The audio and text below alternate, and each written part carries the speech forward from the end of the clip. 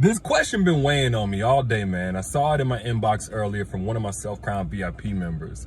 And she asked the question, D, why is it that a guy will spend months, even sometimes years with you, and then walk away like it's nothing, walk away easily, move on into a new relationship, or just, just not care about all of the memories, the investment, sometimes the kids? Why is it that guys can do that and they do that all the time? I'm supposing that this is not the first time that it's happened to her. So I think a lot of people will immediately jump to, well, he never loved you, he never cared about you. And sometimes that's the case, sometimes. But when we're talking about a long-term relationship, really not even long-term, anything more than 6 months, guys will sometimes walk away really easy. Actually, it's a couple of reasons. Now, there's some yin and yang to this. There's good and bad, so use your intuition. Some of the good or fair reasons why a guy may do this is because, from the start, it was just really challenging. It was really exhausting to try to make things work. So by the time he finally walked away, it was like, at this point, it's best for both of us, or you could have done something wrong. There are women out here who fumbled the bag. Sometimes you did something to really, really hurt him, something really trifling, and there's just no coming back from it, right? That's just the truth of it. Now, some of the things that guys will not tell you, that's lesser spoken of, why a guy will move on or leave you, walk away, and not think nothing of it, and seemingly do well or just fine, even though you breaking down in tears and you hurting and crying and everything else. One reason may be because he thinks he can come back just as easily. There's a thing where guys will, instead of outright cheating, because that would be bad, and in their mind they're a good guy, they will take a vacation from the relationship, like a forced vacation. And while they're away from the relationship, of course, they do vacation things. They out here kicking it with different girls. Maybe it's one particular girl, but in their mind, they can always come back with some type of excuse, some type of emphatic, emotional apology, and you're going to take them right back. So that's one reason why a guy may leave and you over here, you just hurting, you crying, you want communication, you wondering where it all went wrong. It was bizarre, didn't make no sense. The reason why is because he thinks that, I'm giving a couple of months, I'll be back. I got it wrapped around my finger, I'll be back. You know what I'm saying? I'm gonna go over and do this, and whenever she gets old, the new chick, the new supply really, then I'll come back. And I'll circle the block. I'll spin the block on that one, all right?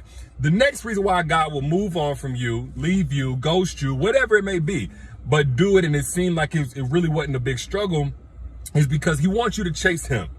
This is more on the narcissistic, manipulative side of things. And I don't use that narcissistic term loosely because I know a lot of people do. But it's definitely manipulative if he's trying to kind of set a dynamic where you're brought to your knees and you come chasing him. Most times a guy will do this whenever he feels like in some way you depend on him. You pregnant, or you got young children, or he pays most of your bills, some of your bills, etc. Like he's going to put you in a disadvantageous position, and that's going to bring you running after him, where he's going to teach you a lesson. Maybe you pissed him off. Maybe you held him accountable. Maybe for the last couple of months, you've been holding him accountable. Maybe you started speaking up for yourself where you weren't speaking up for yourself before.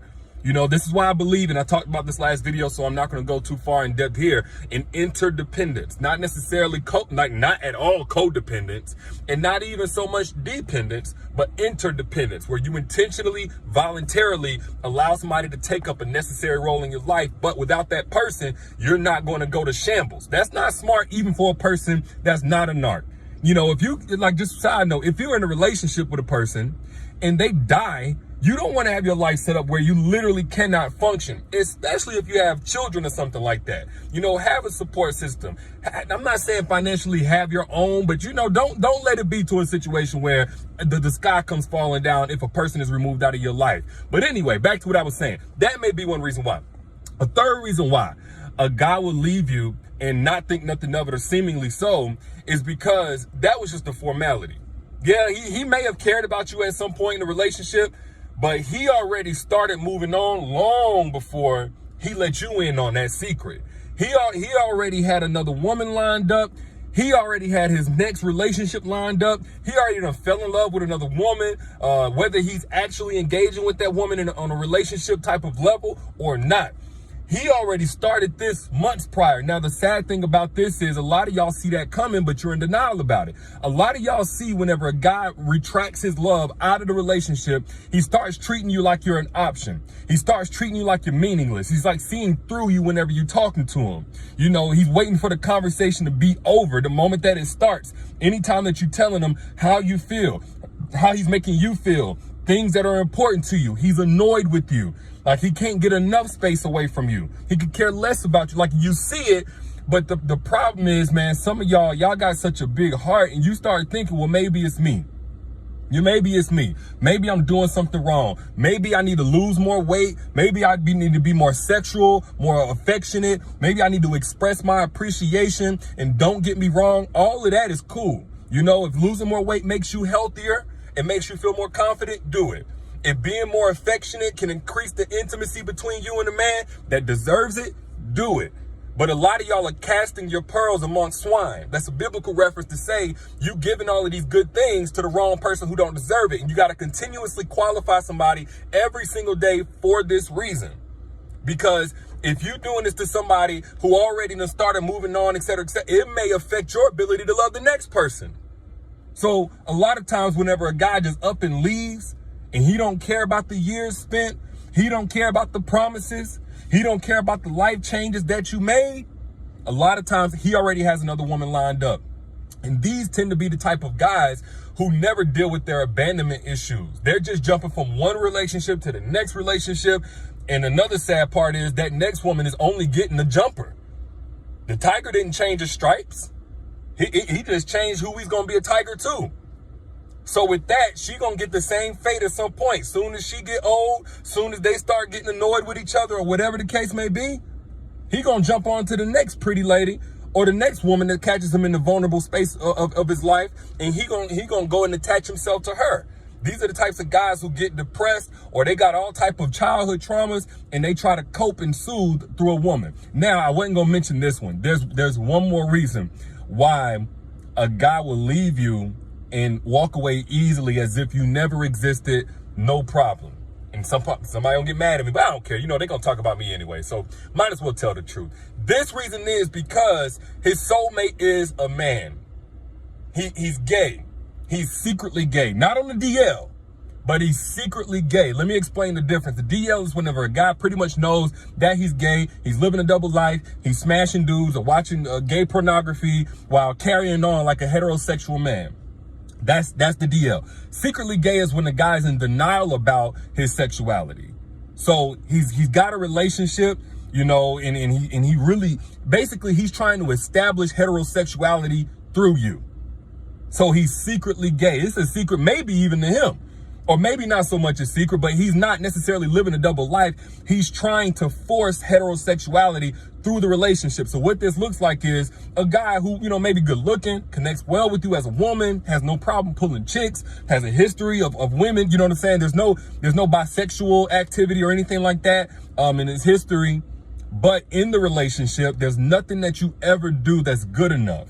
And I'm not talking about from a general critical standpoint. But even though nothing's wrong with you, oftentimes you have a hard time with sex. You have a hard time pulling that affection. It's like pulling teeth. You know, it's like unfounded resentment. And I already see somebody talking about it. Let me tell you how you can kind of spot this. No, don't look for feminine tendencies alone. Yes, that sometimes can be an indicator of a person being gay, but I don't really believe that because a lot of guys, unfortunately, because a lot of men were not in the homes, they were raised by women in their family. So they took on those mannerisms just like since a baby, that's all they knew. Don't look just for feminine tendencies. Look for these two qualities to be present. One, unfounded resentment, like I just talked about. Nothing you do is ever good enough, even though you ain't done nothing wrong. And two, hostile homophobia. Those two things, when unfounded resentment with you, nothing you can do is ever good enough, can't really give you an explanation, comes out of nowhere, and hostile homophobia. That's the type of homophobia that's not founded in ignorance, because of course it's all bad. But you got some guys who just culturally are conditioned to see gay dudes as something to stay away from, right? That's just homophobia. Hostile homophobia is like the insults, like gay dudes minding their business, and they just coming at gay dudes, any gay dude, I wish you would, I'd kill him. That type of stuff, that's typically, and again, this is with unfounded resentment now, that's typically a man who sees himself in somebody, or he sees the unacceptable aspect of himself in somebody else. So he projects that same hostility onto that person that he has with that aspect of himself. And these types of guys typically are, you know, their friend circle wouldn't accept this. Their mama or daddy wouldn't accept this. They don't want the social backlash or whatever it may be. So they project this hostile homophobia while being with you, and nothing that you do is ever good enough. Probably done had one or two other girlfriends or wives in which nothing they ever did was good enough. These guys are typically secretly gay. Again, I know this is a taboo subject, but somebody got to talk about it. And that may be why a guy leaves you and seemingly has no conscience about leaving you. Yeah, y'all was cool. Yeah, he could talk to you all day. Yeah, sex may have happened sometimes. Or if it did happen, because sometimes a guy can have sex. Oh, man. Like, sometimes a guy can have sex with you and you're literally the lotion. It's almost like he's not even there. That's the third one. I'm giving y'all a lot of game here. That's the third one. Like, you're not even there. Like, he's not present. You can tell he's not even mentally thinking about you. He's with you. He's engaging with you, but he's not even thinking about you. He's not mentally there. So look for those. But now let's get back to the actual heterosexual guys, because whenever you're dealing with men, I get it, man. It's exhausting and all that kind of stuff. But all men don't fall into these categories: secretly gay, narcissistic, etc. There are some really solid guys out here. And the funny thing about it is, a lot of these solid dudes, I call them evolved men. Not good or bad, but evolved men, men who have grown up. A lot of evolved men have a hard time finding a woman who's also evolved, because a lot of women who have some of the same issues as guys will go from a guy like one of the ones I just explained, and they won't do the work to heal. And one misconception about evolved men is that they'll stay no matter what. No, evolved men have a hard time finding relationships, because when they come into a situation, they have high standards. The same high standards they have with themselves, they have with the woman that's going to come into their life, because of what they're trying to achieve and the fact that they place a high premium on their time, on that window of their life. They're not going to waste it. So if you want an evolved man, the first thing I would encourage you to do is, one, detach yourself from anybody that's walking away from you easily, difficult, whatever. Fix, if not fix, at least become aware of all of the ways that you are affected by that toxic relationship, what you could have done better, what's still healing in you, and what boundaries you need going forward, so that, you know, whenever you go into a new relationship, you can protect the next person. Then you enact the strategies to pull evolved men into your life. There are 7 strategies that you can use as a woman who's also evolved, done the work on yourself, or doing the work, you know, willing to communicate, willing to be accountable, all of that. It don't matter if you're a 10 out of 10 in conventional beauty standards, if you're a size 1 or 2 or something like, it don't matter. Evolved men don't put the same emphasis on those surface level, superficial qualities a lot of social media does. Evolved men are looking for evolved women, but there's 7 ways that you can make sure an evolved man knows that you're an evolved woman quickly. Now, I talk about that in my free masterclass, The Secrets to Making Evolved Men Crave You. So you can attract multiple evolved men into your life. And instead of just, you know, oh, it's going to happen when it happens. No, you can make it happen quickly if you use the strategies that I teach in that masterclass. Again, it is free. It is free. If you have not gotten access yet, click the link right here in this comment. Click the link, get access to Secrets to Making Evolved Men Crave You. Or back out, it's also in the caption, the description, or whatever. Anyway, when it comes to a man who walks away from you quickly, first off, that's not natural for a man who is genuinely invested at the time that he leaves. We don't get the same emotional development, emotional teaching, grooming, in order to quickly just heal, get closure, etc.